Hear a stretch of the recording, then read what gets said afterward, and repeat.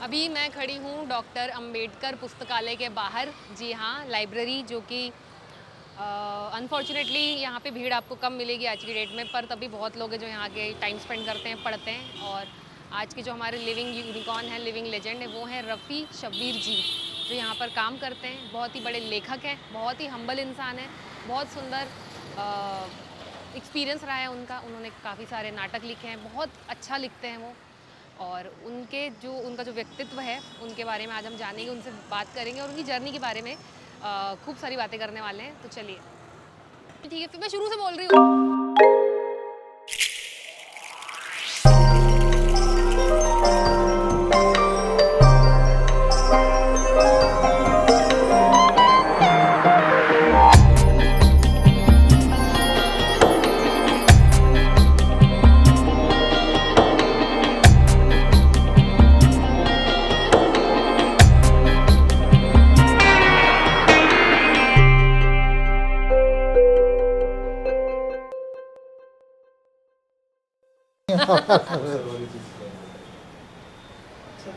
गुरुजी sir वाली चीज चालू करता है। जी हाँ सर, आप बता रहे थे कि गुरुजी सर वाली चीज चालू करता है। सर आप बता रहे थे सर क्यों बोला जाता है, आप मना कर रहे हैं मुझे। सर, दरअसल क्या है कि ये अंग्रेज़ों की दी हुई उपाधि है और अंग्रेज़ों ने समय पहले जो दी थी उपाधि है रविन्द्रनाथ टैगोर को दी थी। गीतांजलि लिखी थी ना उन्होंने, जी और गीतांजलि लिखना एक बड़ी बात है। तो जब हम सोचते हैं कि सर रविन्द्रनाथ टैगोर हैं तो शर्म आती है कि यार हम वहाँ तक उनके पाँव भी नहीं हैं, तो इसलिए सर सुनने में बड़ा अजीब लगता है। दूसरा, उनको ये डिग्री मिली थी अल्लामा इकबाल को, और ये दोनों बहना लिटरेरी दुनिया में बहुत बड़ा नाम है। तो हम लोग तो वहाँ पहुँच भी नहीं पाएंगे कभी। तो जब कोई सर कहता तो एकदम शर्म आती है कि यार इतने बड़े लोगों से कंपेयर किया जा रहा है। सर, ये खूबसूरत बात है जो आज मुझे पहली बार पता चली कि सर एक्चुअली में बोला क्यों जाता है। सर, ये वहाँ के अंग्रेज़ों की है, अंग्रेज़ी उपाधि दी जाती थी जब अंग्रेज़ यहाँ थे ना, जो भी बड़ा लिटरेरी होता था। दूसरी बात ये कहा जाता है कि जो सब में ज़्यादा नए लफ्ज़ इस्तेमाल करते हैं ना, तो उनको भी सर कहा जाता है। जैसे शेक्सपियर ने कम से कम 7,000 के करीब नए वर्ड्स इस्तेमाल अपने ड्रामों में किए हैं। उसके बाद अगर नए लफ्ज़ों का इस्तेमाल जो लोगों ने किया तो उसमें टैगोर हैं और अल्लामा इकबाल, ये लोग रहे हैं। तो ये लोग जो हैं नो डाउट ऐसे बड़े नाम हैं कि जिनके नाम को सुन के लगता है कि अरे, लेकिन आजकल बड़ी कॉमन बात हो गई, हर किसी अपने सर लोग कह देते हैं। बहुत सी चीज़ें ऐसी हैं, बहुत से लफ्ज़ बड़े गलत हैं, चल रहे हैं, लेकिन चलते रहते हैं, उससे कोई फ़र्क नहीं। सर, तो भोपाल में मतलब आप भोपाल से ही हैं जी, मैं बेसिकली भोपाल में, भोपाल मतलब बर्रुकट भोपाली हूँ मैं। बर्रुकट भोपाली उसको कहा जाता है। ये एक बड़ा अच्छा कोटेशन है, आपने अच्छा सवाल भी किया है कि भोपाल दुनिया का वाहिद ऐसा शहर है कि जहाँ इंसान के कदम रखने से पहले कलम पैदा हो गई थी। ओह वाह। तो इसलिए भोपाल में क्या है कि बर्रू के पेड़ लगते थे। पहले क्या होता था, पेन होते नहीं थे, तो बर्रू को स्याही में डुबो के लिखा जाता था। तो बर्रू के पेड़ों को काट के भोपाल के लोग बसे थे। तो इसलिए जो पुराने भोपाली होते हैं उनको बर्रुकट भोपाली बोलते हैं। वाह। तो आप जब पुराने किसी से पूछेंगे कि क्या, तो कहेंगे मैं बर्रुकट भोपाली, मतलब ये बर्रू की झाड़ियों को काट के उसने ये आबाद किया है। तो इसलिए ये कोटेशन बड़ा मशहूर है कि भाई जब दुनिया में भोपाल एक ऐसा शहर है कि जहाँ कलम पैदा नहीं होता उससे पहले कदम, यानी कलम पैदा हो गया था कदम रखने से पहले। तो ये भोपाल की खासियत है। और भोपाल में आप, बड़ी अजीब बात ये कि भोपाल के अंदर आप देखेंगे ना तो लिटरेरी माहौल बहुत ज़्यादा है, क्योंकि जितनी उर्दू गज़ल या हिंदी गज़ल की बात जब आती है तो भोपाल ही का नाम, इसलिए भोपाल को शेर गज़ल भी कहा जाता है। शेर गज़ल, क्योंकि गज़ल के शायर ज़्यादातर भोपाल से ही आपको मिलेंगे। तो ये और उसके बाद हिंदी का जो सब में बड़ा गज़ल का नाम है दुष्यंत कुमार, वो भी भोपाल से ताल्लुक़ रखता है। तो इसलिए भोपाल लिटरेरी शहर है। और भोपाल में जितनी फिल्म इंडस्ट्री में अगर आप देखेंगे जितने बड़े राइटर हैं, कहीं ना कहीं उनका ताल्लुक़ भोपाल से रहा है। तो भोपाल के लिए ख़ासियत है। भोपाल में ये लिटरेचर को प्रमोट करने का बड़ा एक साहित्य और ये तो अदब का एक शहर ही है। और इसमें क्या ज़बान भी बड़ी अजीब है भोपाल की। तो मेरी किस्मत बड़ी अच्छी है कि मुझे इस ज़बान पे भी काम करने का आपको आता है बोलना? हाँ, बोलना आता नहीं, वैसा नहीं आता जो एक, क्योंकि भोपाल में 3 तरह की ज़बानें होती हैं। अच्छा। एक तो आम ज़बान जो भोपाली आपको आप लोग ज़्यादातर ना सुरमा भोपाली को देखते हैं कि अरे सुरमा भोपाली वाली ज़बान है। वो सुरमा भोपाली वाली भोपाली ज़बान नहीं है। भोपाल में अलग ज़बान है। भोपाल में क्या है कि सारी ज़बानों को मिली हुई एक ज़बान है और वो उसको बोल के हम लोग बोलते हैं, जैसे भोपाली बोलते हैं। उसके बाद एक गुलाबी उर्दू है, रमूजी साहब ने करी थी है, तो गुलाबी उर्दू की ज़बान भी बोली जाती है, बड़ी नफासत वाली, जो लखनऊ से मिलती जुलती ज़बान है वो। जी। और एक बिल्कुल जो हमारे जो लेबर क्लास, छोटे लोग बोलते हैं, वो एक भोपाली जो होते हैं ना, तो वो भोपाली ज़बान। तो मैंने जो ये किताब लिखी उसी ज़बान में लिखी है। सर, तो ये लेखकी का और राइटिंग का जो सफ़र है, ये कैसे शुरू हुआ?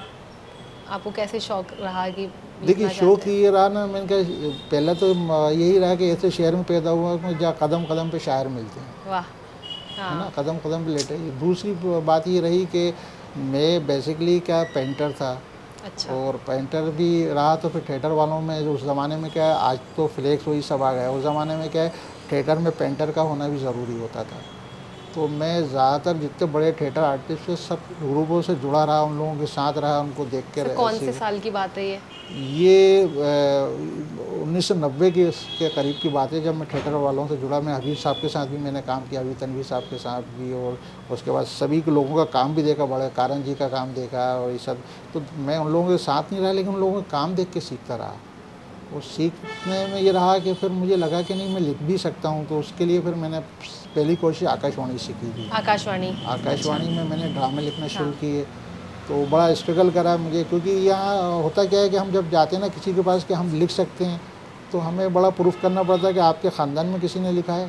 अच्छा। अब मेरे ख़ानदान में, मेरे ना ननियाल में किसी ने लिखा था, ना ददियाल में लिखा। तो फिर मैंने सोचा कि मैं कुछ ऐसा कर जाऊँ कि ये सवाल मेरी आने वाली नस्लों से ना पूछना पड़े कि आपके ख़ानदान में किसी ने लिखा है। तो फिर मैंने शुरुआत आकाशवाणी से करी थी। तो हवा महल में, पहले हवा महल बड़े फेमस प्रोग्राम, उसमें ड्रामे आते थे। मैंने सुना है सर। हाँ, तो हवा महल से लेके भोपाल की एक बड़ी खूबसूरत बात है कि यहाँ की उर्दू एकेडमी को एक ड्रामा वर्कशॉप के अंदर ज़रूरत थी कि यहाँ कुछ ऐसा ड्रामे को, उसमें उस वक्त बीवा मिश्रा और तमाम बड़े बड़े लोग उसमें शामिल थे उस वर्कशॉप में। तो उस टाइम उन्होंने आकाशवाणी को एक लेटर भेजा था कि आप ऐसा बताइए कि कोई आपके यहाँ अच्छा। तो उस ज़माने में मैं आकाशवाणी में सब में ज़्यादा ड्रामे में लिख रहा था भोपाल से। तो उन्होंने मेरा नाम एक यहाँ भेज दिया था एकेडमी में कि भाई आपकी वर्कशॉप में। तो वो वर्कशॉप थी अल्लामा इकबाल की लाइफ के ऊपर एक ड्रामा लिखने की जी। और जिसमें बड़े बड़े लोग शामिल थे। और मैं तो उस वक्त डरते हुए उस वर्कशॉप में शामिल हुआ था। उसमें बीवा मिश्रा भी थी, उसमें खालिद आबदी साहब थे, उसमें रशीद अंजुम साहब जैसे बड़े बड़े ड्रामा राइटर्स थे।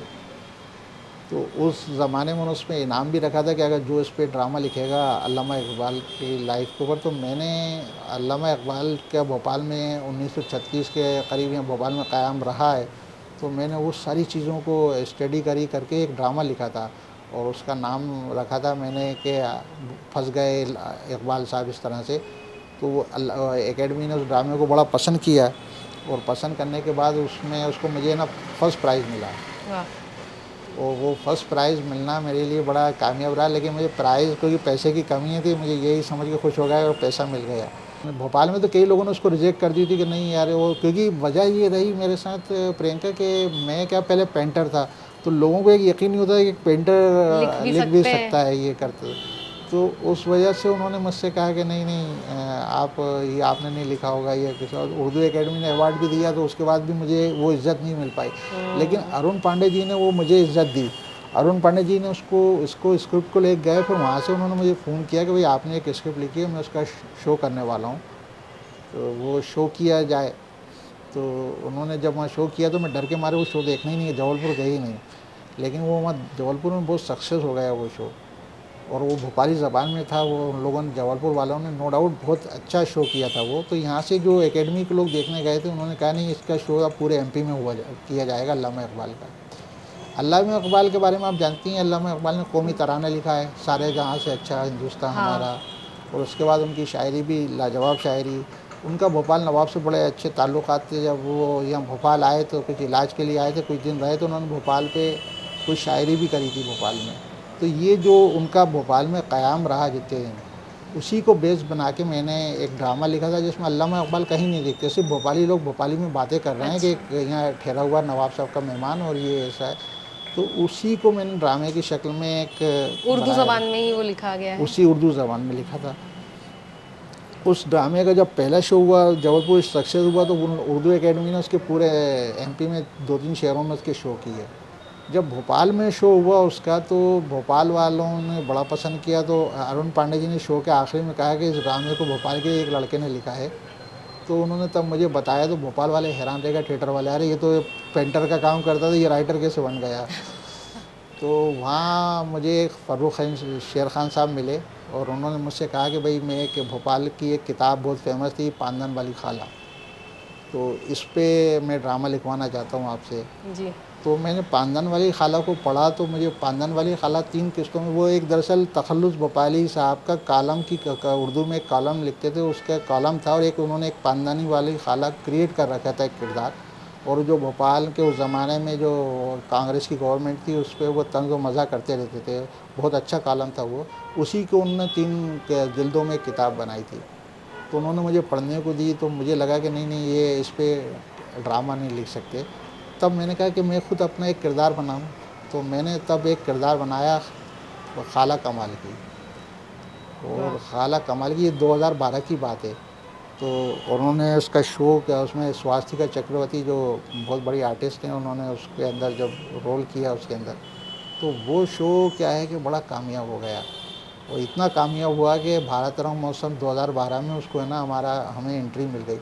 तो उस टाइम ये उर्दू का पहला ड्रामा था उस फेस्टिवल के अंदर, क्योंकि पाकिस्तान से भी उस टाइम पंजाबी ड्रामा आया था जी। और पूरी दुनिया के ड्रामे आते हैं, तो उसमें सिर्फ मेरा ड्रामा उर्दू का था और वहाँ भी लोगों ने NSD वालों ने बड़ा अप्रिशिएट किया उसको। जी। उसके बाद मेरी ज़िंदगी के रास्ते खुल गए, क्योंकि ये तबका जो भोपाल का है ना बड़ा, उसके अंदर जो तसव्वुर बहुत अच्छा, यानी कल्पनाएँ बहुत अच्छी होती हैं, इनके बात तंज़ व मज़ा, इनके कमेंट्स बहुत होते हैं, फ़िक्रे बहुत अच्छे होते हैं जो लोगों को बड़े पसंद आते हैं। तो वो मैंने उनको सबको इस्तेमाल करा और करने के बाद वो जो भी इसके बाद मैंने मान गए दूल्हे भाई लिखा, उसके बाद जल कुकड़े हैं, और यानी कम से कम 30 ड्रामे लिखे हैं जिसमें से 25 ड्रामे भोपाली ज़बान वाह के। सर, तो जब ये शुरू में आप लिखते थे और रंगमंच से भी जुड़े थे, जी। तो क्या ये जो हम बात कर रहे थे अभी कि रंगमंच से घर कैसे चलता है या पैसे कमाए कैसे जाते हैं, तो क्या इस तरह की भी प्रॉब्लम्स आपको फेस करनी पड़ती थी उस टाइम पे? बहुत, ये तो हर इंसान को करना पड़ती है। उसके अब तो ये टीवी सीरियल और ये आने के बाद बहुत सारी सहूलियतें मिल गई हैं, पहले नहीं थी ये वाली सहूलियत। पहले थिएटर वालों अभी भी परेशान, लेकिन जो बड़े थिएटर वाले बड़े मैं जानता हूँ किस तरह से। अभी मैंने कोरोना जब हुआ था उस टाइम मैंने देखा था वो लोग किस तरह, कुछ लोग परेशान हुए और उनका घर चलाने को क्या क्या परेशानी हुई। लेकिन यहाँ तो कई चचा एक ऐसी शख्सियत थी जिन्होंने बहुत लोगों की एक ग्रुप बना के पूरे थिएटर वालों ने आपस में मददें की। लेकिन ये है कि हाँ, ये सच बात है कि इससे घर नहीं चल सकता थिएटर से। आपको फिल्म इंडस्ट्री या किसी और दूसरे से जुड़ना पड़ता है, वही मजबूरी रही कि मुझे नौकरी की तरफ आना पड़ा। ये मुस्लिम्स में क्या है कि ये चीज़ें पसंद भी नहीं किया, तो मैं वाहिद एक रहमान में शैतान पैदा हो गया था। तो वो लोग भी कहते थे ये तुम्हारी वजह से सबको है, सब धंधा पानी कर रहे हैं, सबको सब और ये थिएटर कर रहे हैं और राइटिंग भी कर रहे हैं उसमें भी। राइटिंग भी कर रहा हूँ। वालिद साहब मेरे बड़े नाराज़ रहते थे कि अरे ये चीज़ें तुमने जो जिससे ना घर तबाह होते हैं वो वाले काम तुमने सीख लिए। अब लेकिन मुझे बड़ी खुशी है, बाद में उनको जब मुझे कामयाब हुआ तो उनको खुशी भी होती थी जब मेरे नाम अखबार में आते थे या कहीं ज़रा आते थे, तो बड़ी वो खुशी भी। लेकिन वो नाराज़ तो रहते थे कि गलत लाइन चुन ली है तुमने, नाटक नौटंकी, वो नाटक नौटंकी को बोलते थे, तो वो बड़े नाराज़ भी रहे। लेकिन बाद में उनको बड़ी खुशी भी हुई जब लोगों ने अप्रिशिएट करा मुझे, तो बहुत रहा उसके अंदर। उर्दू थिएटर की बड़ी ख़राब हालत है। उर्दू थिएटर क्या है कि सब में पुराना नाट्यशास्त्र है और नाट्यशास्त्र की एक अलग अपनी पूरा एक मामले ही अलग हैं वो सब, और फिर यूरोपियन थिएटर, लेकिन उर्दू थिएटर बहुत बाद में आया। तो उर्दू थिएटर आया तो उर्दू थिएटर को जब फेमस करा वो पारसी थिएटर ने करा, आगाश कश्मीरी के ड्रामों में, है ना। तो ये आगाश कश्मीरी जो पारसी थिएटर होता था तो उसके ये असर रहा कि उसका असर आज तक फिल्मों में है, क्योंकि दुनिया की जब आप फिल्म देखती हैं ना तो कहीं में म्यूज़िक नहीं, गाने नहीं होते, लेकिन हिंदुस्तानी फिल्मों में गाने होते हैं। वो आगाश के ड्रामों से ही हुए, क्योंकि आगाश के ड्रामों में और ये हमारे जो नाट्यशास्त्र के ड्रामों में उसमें बीच बीच में संगीत होता था और उसमें एक कॉमिक कलेक्टर भी चलता था बीच में। आपने देखा हो पहले की फिल्में देखती होंगी ना, तो एक कहानी अलग चल रही है, एक कॉमिक स्टोरी अलग चल रही है। ये पारसी थिएटर से शुरू हुआ था। तो ये चीज़ें पारसी थिएटर वाले जब धीरे से जब जैसी फिल्में शुरू हुई तो पारसी थिएटर ख़त्म हो गया, सिनेमा में आ गया, तो वो चीज़ें लेके आया था। सर लाइब्रेरी में काम करते हैं। सर आप लाइब्रेरी के बारे में, अपनी जॉब के बारे में कुछ बताइए। ये मैं किस्मत से आया हूँ। मैंने बताया मैं पेंटर था, तो मुझे जो यहाँ जॉब मिली थी वो भी पेंटरी की और उसकी वजह से मिली थी मुझे। लेकिन होते ना, जहाँ चाह होती है वहाँ राह निकल जाती है। ये मुझे मेरी किस्मत है या मुझे ऊपर वाले की मेरे ऊपर मेहरबानी है कि मैं किसी की सज़ा की वजह से यहाँ आके इस लाइब्रेरी का और मुझे मेरे लाइब्रेरी के स्टाफ ने बड़ी मदद की। यहाँ आया मुझे सारा ये यहाँ क्या है कि बेतरतीब किताबें थीं, तो उनको तरतीब से भी करा हमने उसको। तो वो क्या है कि हमारे जो ऑफिसर्स ने उसने भी हमारी बड़ी मदद की, हमारे जो नगर निगम पर। तो हमने एक बड़ी अच्छी ऐसी लाइब्रेरी बनाई जो भोपाल के सारे इतिहास को हम लोग संभाल के रख रहे हैं सारा। तो उसमें फ़ायदा ये होता है कि किताबें से मैं अभी भी कहता हूँ किताबें बड़ी अहम हैं। अगर आपको थिएटर करना है या आपको फिल्म करना है तो आपको किताबें पढ़ना पड़ेंगी। मैं आज भी अपने जो मुझसे पूछते हैं कि आपको अगर अच्छा राइटर बनना है तो क्या करना पड़ता, तो मैंने कहा अगर आपको अच्छा राइटर बनना है तो सब में पहले अगर आपको पास्ट देखना है तो पास्ट देखने के लिए आपको किताबों की तरफ जाना पड़ेगा कि हमारे साहित्य में क्या लिखा जा चुका है। प्रेजेंट देखना है तो आपको वेब सीरीज़ और फिल्में देखना पड़ेंगी कि आजकल ट्रेंड क्या चल रहा है। और आपको फ्यूचर देखना है तो साइंस देखना पड़ेगा कि एआई टूल्स क्या कर रहा है। करेक्ट। आपको तीनों चीज़ों पर नज़र रखेंगी, एआई टूल पे भी नज़र रखेंगी और आज के ट्रेंड पे भी नज़र रखेंगी और लिटरेचर पे तो आप अच्छा लिख सकते हैं। राइट। तो सर किताबों से कितना प्यार है आपको? प्यार नहीं है ये भाई, जो मैं लेता हूँ वो मुझे, क्योंकि इनको पढ़ने के बाद मुझे एक मीर का एक शेर याद आता है। तकी मीर का एक शेर है ना, इल्म जाना तो ये जाना कुछ नहीं जाना। इनको देखने के बाद लगता है कि हमें तो कुछ भी नहीं आता, हमारा सारा घमंड तोड़ देती हैं ये किताबें। जब एक दूसरे तो कि ये तो हम करीब जितने लोगों ने लिख चुके हैं इतना सारा कि हम लोग वहाँ छू भी नहीं पाते, और हम जो लिख रहे हैं कुछ भी नहीं है उसके सामने। सर क्या यंगर जनरेशन किताबें कहानियाँ पढ़ना पसंद करती हैं? आपने कुछ अंतर देखा होगा? देखिए डिजिटल आया है, बड़ा नुकसान हो रहा है बच्चे में जो कॉम्पिटिशन एग्ज़ाम की तैयारी। ये लोग है ना सारे डिजिटल पे या मोबाइल पे या लैपटॉप पे चले गए, तो वो ये चाहते हैं कि हम इससे जो, तो वो कभी भी उनके माइंड में सेफ नहीं होता, वो डिवाइस में सेफ हो रहा है। करेक्ट। उससे प्रॉब्लम ये हो रही है कि ये नॉलेज या एक उस पर आ चुका है, क्योंकि एक कहावत है 100 बका एक लिखा। सुनने पे ज़्यादा वक्त है, सुनने में आपकी बात बदल जाती है। जैसे मैंने कहेंगे आपसे कोई बात कह रहा हूँ, मैंने आपको एक किस्सा सुनाया, आप वो किस्सा अपने किसी साथी को सुनाएंगी तो आपके लफ्ज़ बदल जाएंगे। वो तीसरे को सुनाएगा तो लफ्ज़ बदल जाएंगे, लेकिन जो लिखा है तो वो वही कहेगा। तो 100 बका एक लिखा। और दुनिया के जितने मज़हब हैं, जितने धर्म की किताबें हैं, वो किताबें धर्म में आई, किताबों में आया है धर्म, कोई डिजिटल नहीं आया।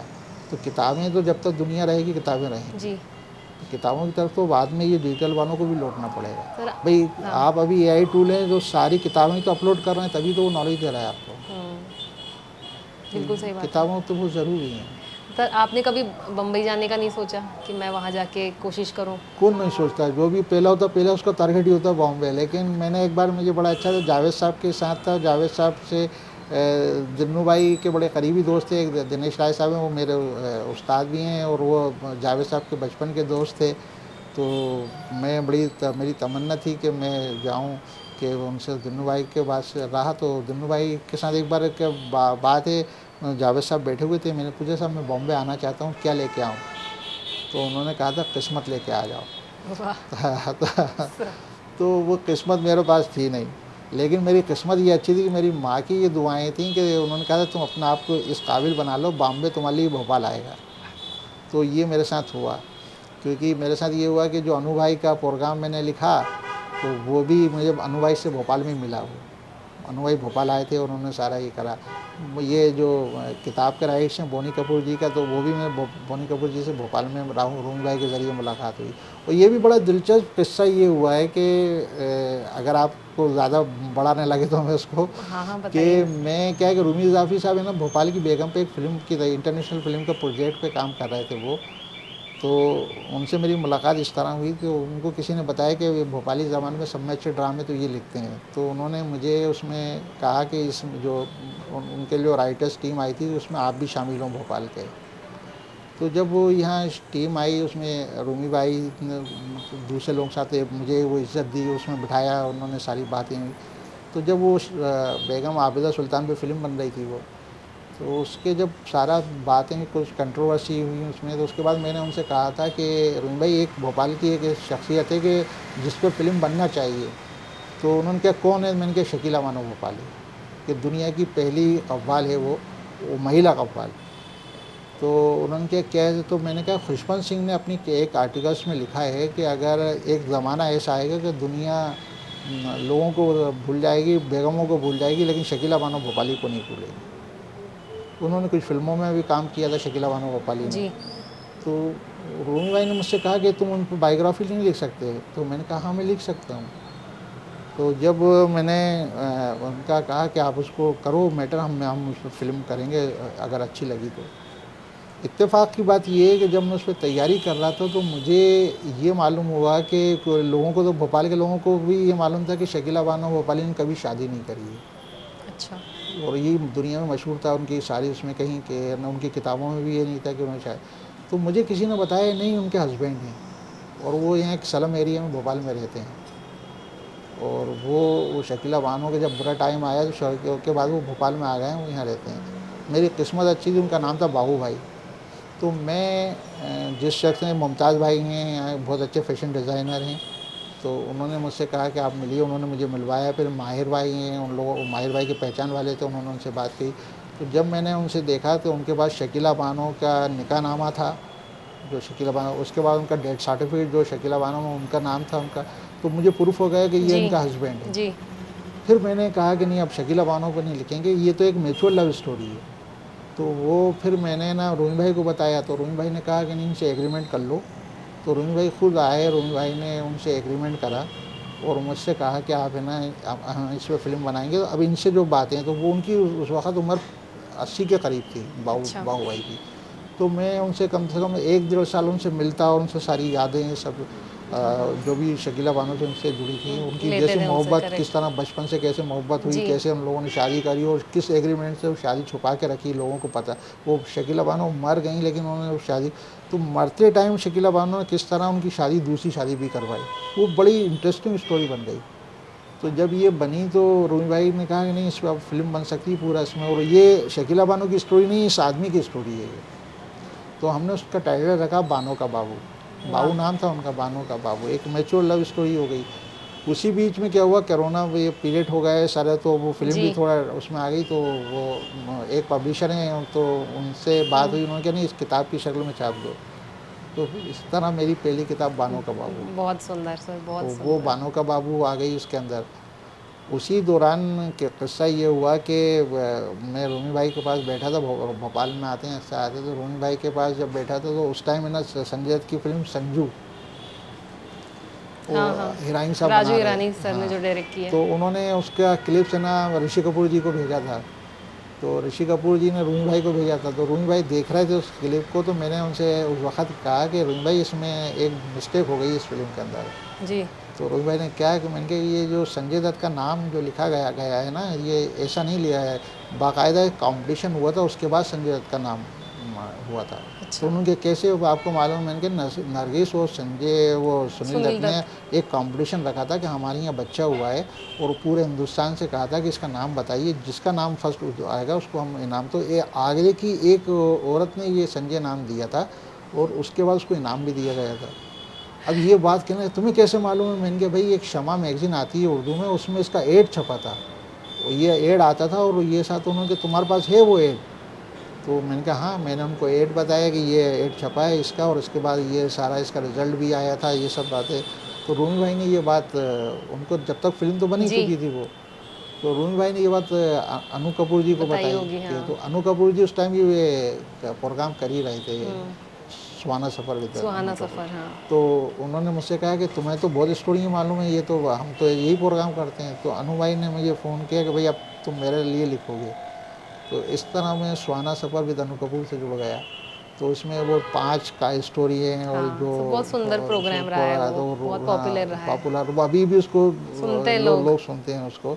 ये शकीला बानो की बायोग्राफी, शकीला बानो की बायोग्राफी उनके हस्बैंड के नज़रिए से, बहुत सुंदर किताब है। और ये जिसके बारे में सुना है हमने, रूमी जाफरी के भोपाली टप्पे, ये भी शब्बीर सर ने लिखी है। और ये टप्पे क्या होता है कि भोपाली टप्पे देते हैं, बड़ी बड़ी गप्पे फेंकते हैं, बातें फेंकते हैं ना, तो ये वो सारे मैंने जमा करे हैं। उसका बड़ा अच्छे वो रहते हैं कि उनको क्या, ये रूमी भाई ने मुझसे कहा कि मैं दुनिया भर में घूमता हूँ तो लोग हैं ना ये मुझे टप्पे सुनाते रहते हैं कि ये तो अब इसको कलेक्शन करो। तो मैंने कहा क्या लिखूँ, तो रूमी भाई मुझे सुनाते रहते थे, तो रूमी भाई ने मुझे सब सुनाए और मैंने उसको भोपाली ज़बान में कि भोपाली में किस तरह से होता है उस तरह से मैंने उनको करा। अब वो दरअसल हुआ क्या है कि वो टप्पो का किसी ने इंटरव्यू करके हमारे यहाँ एक अभिषेक जी ने उनका इंस्टाग्राम पे चला दिया, तो वो इतने फेमस हो गए, तो मैं अब लोग मेरी सेल्फी लेने लगे, अरे साहब ये टप्पे के सुना रहे। तो मुझे तब लगा कि पढ़ते नहीं है लोग, सुनने में अभी भी सुनने के अंदर ज़्यादा वो इंटरेस्ट है, सुनने में उनको ज़्यादा, और वो उसमें अजीब भोपाली कुछ भी। उसका एक जो मैं आपको बताऊँ, जो एक किस्सा जो मैंने उसमें इंस्टाग्राम पर भी सुनाया है कि एक रात में क्या, दरअसल भोपाल में बहुत ज़्यादा बारिश हो गई थी, और बारिश हुई तो उसमें एक साहब मैं जा रहा था, तो एक साहब मुझे ट्रक ड्राइवर होते हैं ना वो भोपाल के, तो ट्रक ड्राइवर मिले, भोपाली लैंग्वेज अलग होती है। तो उन्होंने कहा अरे रफ़ी भाई, मैंने कहा जी, अरे हाँ रात तो मौसम भाई, मैंने कहा हाँ उनको जानता हूँ। कल मैं उनके साथ एक बार क्लीनर था, उनसे ट्रक में आ रहा था मैं उनके साथ मद्रास से भोपाल, कसम खुदा की इतनी ज़ोरदार बारिश हो रही थी कि यार बता नहीं सकता, पूरे रास्ते ब्लॉक दिख ही नहीं रहा कोई। उन्होंने मुझे ट्रक से उतारा और मुझसे कहने लगा देख तो हाँ यार मुन्ने, इसके अंदर कहीं ऐसा तो नहीं अपन रास्ता भूल गए, वो किलोमीटर जाके देख अपन भोपाल के रास्ते पर चलना है या नहीं।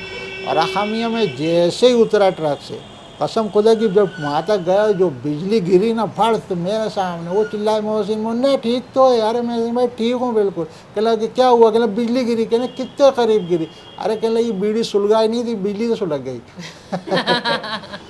तो ये एक अचीवमेंट, ये अच्छा टप्पा सुनाया तो ये टप्पे ना इस तरह के जो होते हैं ना, वो और भी ऐसे हमने 150 टप्पे जो इस तरह के।